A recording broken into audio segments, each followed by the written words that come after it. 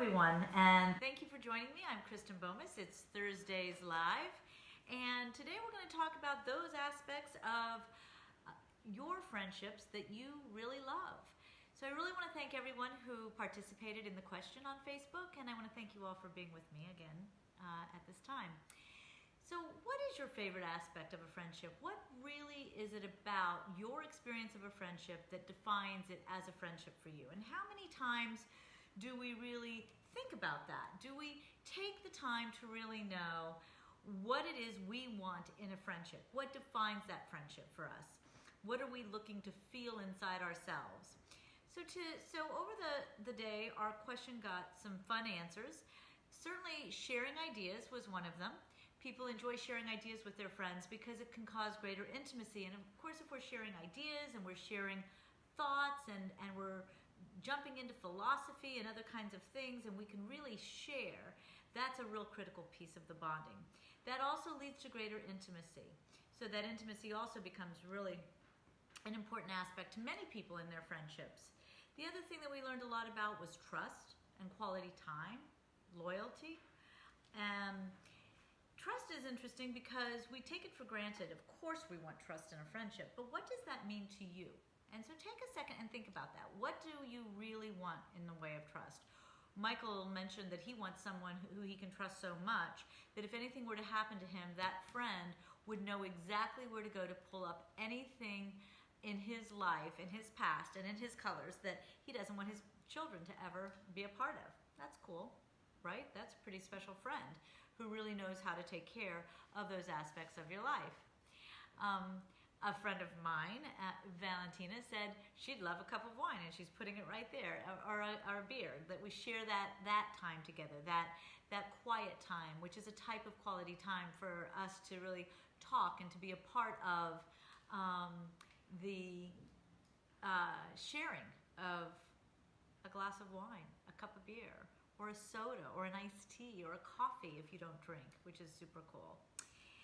So quality time is important to all of us, and it takes on many, many different colors. It could be a walk down the beach, it could be a day in the park, it could be some sort of athletic activity, it could be anything at all. But whatever that quality time experience is for you, that has to be defined inside you and then shared with your friends.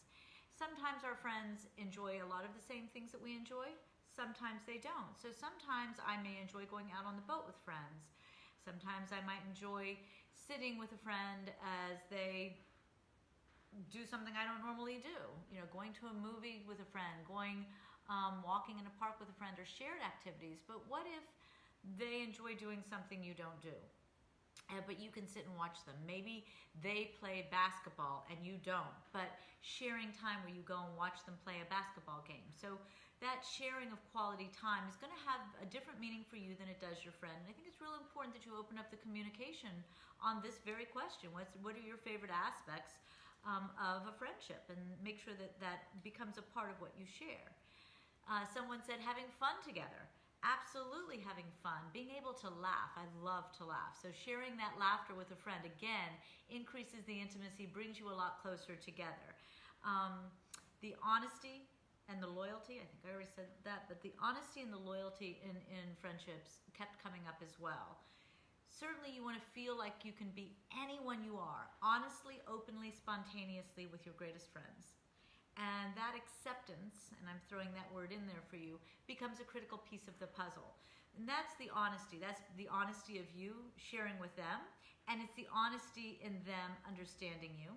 It's the opportunity for all of you to really share in that deeper, more intimate place of this is who I am, can I still be accepted? And Ken, thank you for joining us. One of the things that Ken said was feeling comfortable, and that absolutely joins in, hey Bentley, absolutely joins in with what we're talking about here, that we're talking about that comfortability with a friend, that ability to laugh, to show your colors, to talk about your deepest fears and your greatest dreams. So it really is important that all of us understand what it is we're looking for in those friendships, because if we know what we're looking for in a friendship, we can then look at our friend and say, this is what I'm looking for. This is what quality time means to me. This is what fun means to me. This is how important laughter is. And to make sure that we really share those experiences with each other. it's really important that we take care of one another. And I think we're kind of saying that in so many ways, but we're not literally putting it in black and white. So how do friends take care of one another from your perspective? What does that mean to you? How does it look? How does it feel to you? Share that with your friend where you can. Sometimes you're going to do it with words. Sometimes you're going to do it with action. So don't worry about how you do it. Let's just do it. So again, when we're looking at all of these aspects, and I could go on for 10 minutes with various aspects of friendship that are so critical, that quality time alone has diverse meaning to each and every one of you. So what I'm going to offer to you is to think about your friendships. Think about all of these qualities we threw on the table today. What does it mean to feel a sense of acceptance from that person across from you?